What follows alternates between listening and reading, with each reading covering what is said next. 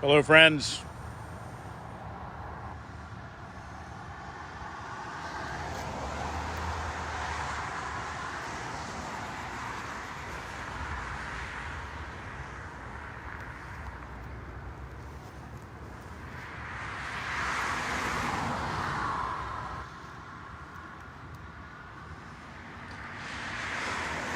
Hello, gang. Good morning, good morning. Hi, Karen. Good to see you with us. Glad you're here.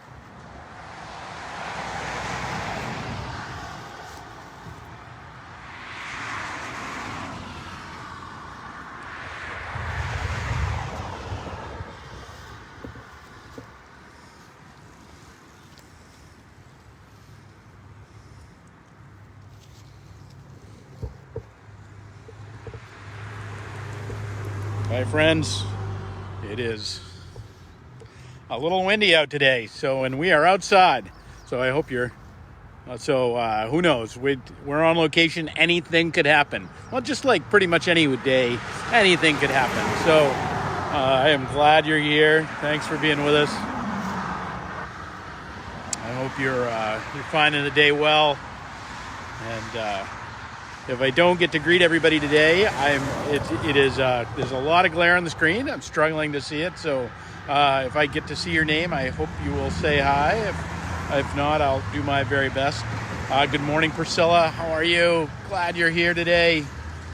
I hope the road noise isn't too bad, but I wanted to come out here and kind of share this place. Good morning. Hey, John, thunderstorm passing through. Wow. It is that time of year. Good morning, Linda. How are you? Glad you're here. Irene, hello. Good to see you. Glad you're with us this morning. Everybody, how are you? Glad you're well. I hope everybody's doing all right these days. Good morning. Good morning, Irene. Great to see you. Hey, Donna, how are you? Good morning. Hope you are all well and good and whole. So, it is a joy to be with you. And it is beautiful out. There's a lot more cars than I bargained for, but I hope that's working okay in terms of the sound. Good morning, everybody. Good morning. I want to welcome you all. It is the 21st day of April at another 11:11, and I am glad you're with us. I'm glad you're journeying with us, and we are on a field trip today. Yay! I hope everybody got their permission slip signed and no horsing around on the back of the bus. But we're on a field trip.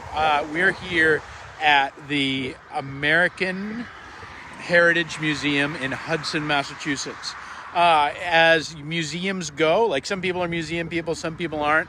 But as it goes, this museum, I think, is actually one of the finest experiences I've ever had. And it has, because it not only is a great museum, but it tells a story.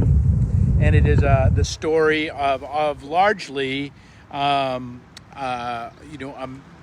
American warrior over the past, since the beginning of the last century, since about 1900. So, why are we on 11/11 coming to this? Because if you don't know me, if you know me, I've spent a lot of time. I spent 26 years in the Army Reserve. Spent a number of years in service and in harness. I would deploy to Iraq, and being a part of that community and that tribe has been a huge part of my life. And so part of it is I want to come here to share that journey with you, but also to appreciate this collection that they have here. And now, okay, Pastor, why would you, as a pastor, why would you go to a museum about the taking of human life, which is really what all the things in this museum, all the ideas are everything there is geared towards how best can we grind up other human beings. And it's important that we don't skip over that. But to me, it's radically important that we understand that battle, strife, war, if you will, is a part of our human existence. If you've read any Bible at all, it doesn't take long before you get to the place where there are a bunch of human beings doing horrible things to another bunch of human beings. And in fact, I've been asked numerous times, why in Bible is there so much warfare? Like, it is a story of war. And this is a funny thing, it's not even just Bible. It's not even our Bible. If you look at any sacred text, look at the Upanishads in Hinduism. Where do they take place? The Gita is written on a battlefield. That we talked about struggle and fruit, and the fruit from our struggle yesterday. But I wanted to, and part of that was a little bit to maybe set today up. If you want to go back and listen to yesterday, you're more than welcome to do that. But I want to, I wanted to mark this, because mark my coming here with all of you as a way of understanding the fact that why, that question of why is there so much war in Bible? Why are there, when there are even the disturbing passages where God goes in and says, kill all those people, Now again, I don't believe that's necessarily God, because I think the way we understand Bible is that it's not an understanding of, it's not a description of God, it's a description of humans' relationship with God. And that we, in all kinds of ways, in all kinds of different pieces and parts, get ourselves turned around in these days of how we understand what it is that the divine would tell us. And that's not to say that they necessarily got it wrong, but it is to say that warfare is at the heart of human struggle. Does it make it right? Does it even make it good? Does it make it sacred? I don't know, but it does make it a part. Just as we talked about yesterday, our struggle is, we're hardwired for it. We're hardwired to war. We're hardwired to struggle.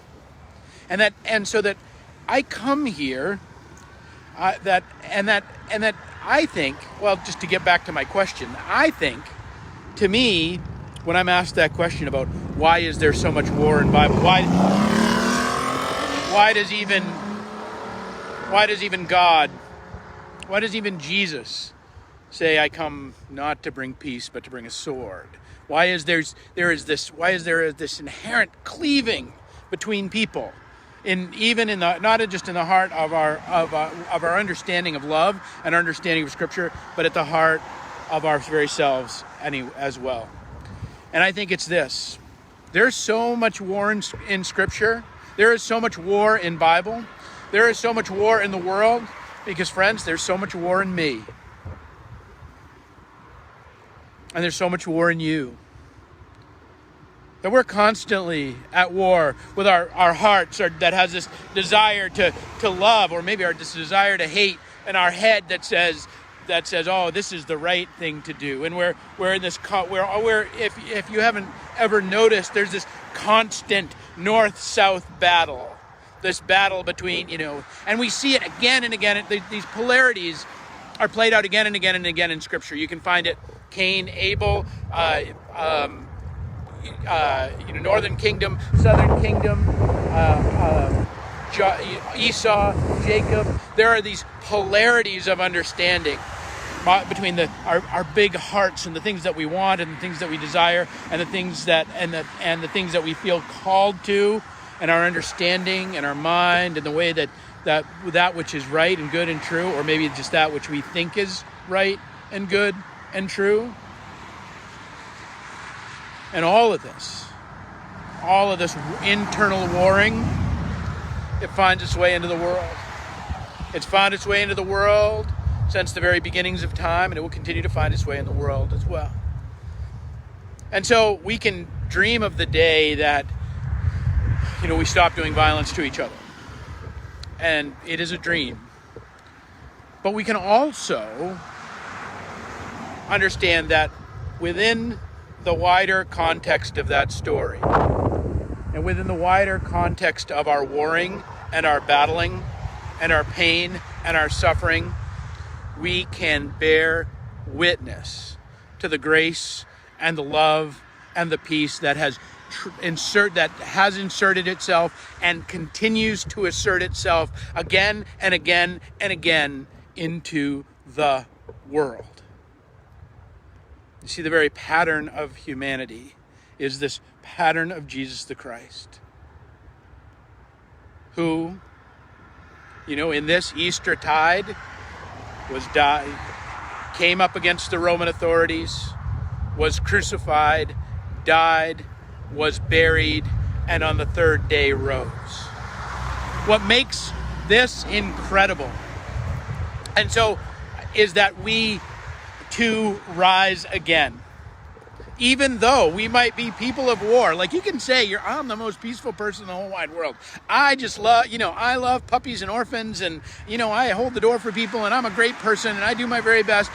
And yet, if you know that there are desires in your heart, and there are truths in your mind, and there are tensions between them in how they get lived out in the world. If the war is here, how could it not be out there? But I'm going to go here to bear witness to all those who bore battle before. I'm going to go there, and I'm going to go see a dauntless dive bomber, and I'm going to imagine the story that Reverend Woodman, my old pastor emeritus in my last church, that some of you know, about how he would have nightmares about diving from the back of a dauntless dive bomber, and how he told me that story. I'm gonna go give honor to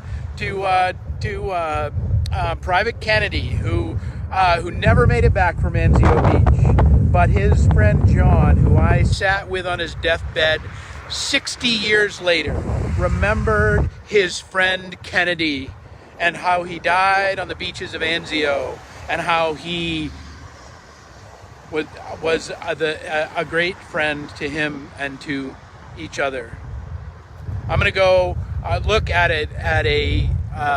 one of the only surviving landing craft from Omaha Beach, and that was actually used. There's very few that have survived, and they have one here. And I'm going to look at that, and I'm going to imagine the men that were huddled in it, that went to war. We can say that we desire a world without war. We can say we desire a world without violence. We do. I'm not arguing that. No one, I guarantee you, desires that more than I.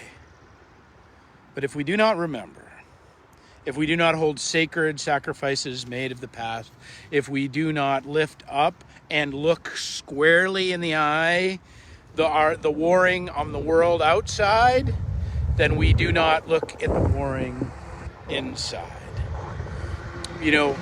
I truly believe it is one of the great difficulties of our day is that we want to spackle over so many of the difficulties and the horrors and the hardships of our days. We want to get the big bucket of spackle and we say, oh, it's okay. Like there's, no, it's all right. Oh no, or we want to, that our heart's desire isn't as important, or what we understand to be true, it doesn't matter as much. That I think part of this day is this constant little clipping at the edges of our being. Well, the men and women that were a part of all of the items and the things at the American Heritage Museum are those that embodied a warrior spirit. And they said, we'll be clipped at the edges no more. One of the things about this week is it is the week of, it was Patriots Day this week, and it is that grand declaration on Lexington Green that said, if you remember the quote, do not fire first, but if they mean to have a war, let it start here. Friends, I call on God for peace on the war in your heart, on the things that you're trying to understand and the things that are balled up in your gut, that you might find unity of that, so that you might find out of that unity of action, and that you might stand with the warriors of old and the clippings at the edges of your being and the edges of your lives, and you might stand in that place and simply declare that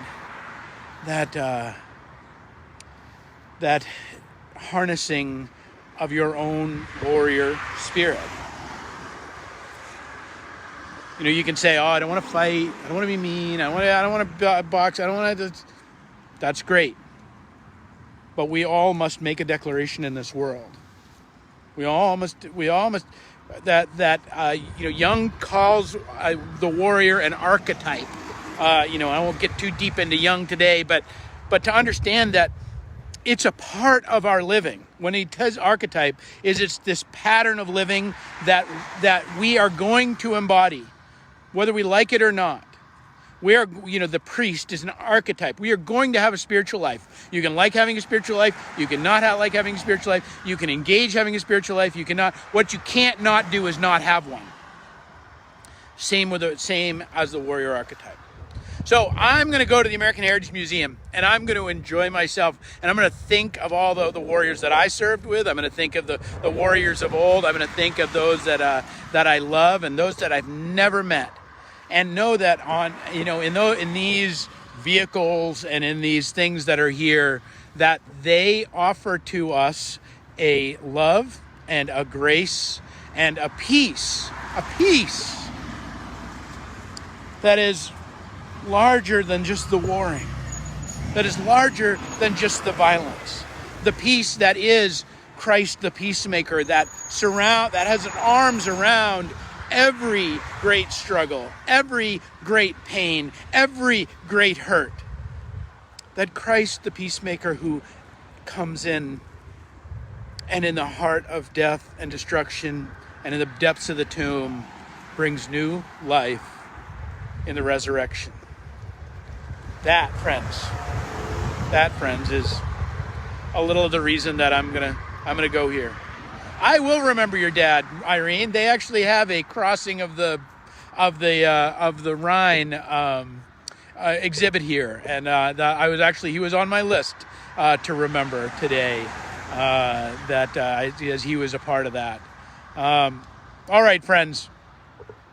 I hope this makes a little sense to you. It's just kind of jumbled little thoughts of an old soldier. But I hope, if you ever get in the area, if you ever find your way to Hudson, go to the American Heritage Museum. It is an amazing experience, and not only is it a commercial and a great thing to do, but it is a way of remembering. It is to remember our own warrior selves, remember our own those who went before us and answered a call, and mostly to remember the war that is at work within us all, and is at work in this world, and is at work in larger humanity, and let us not look away from it and pretend it doesn't exist. Pretend we just if we just think good thoughts, it'll go away, but to look it square in the eye. To look our own struggles of heart and mind and coherence and being right in ourselves. And it's in that, the embracing of the really real, the embracing of the Logos, the embracing of that which is, that God can come and do his work. That God can come and inject the amazing peace of resurrection.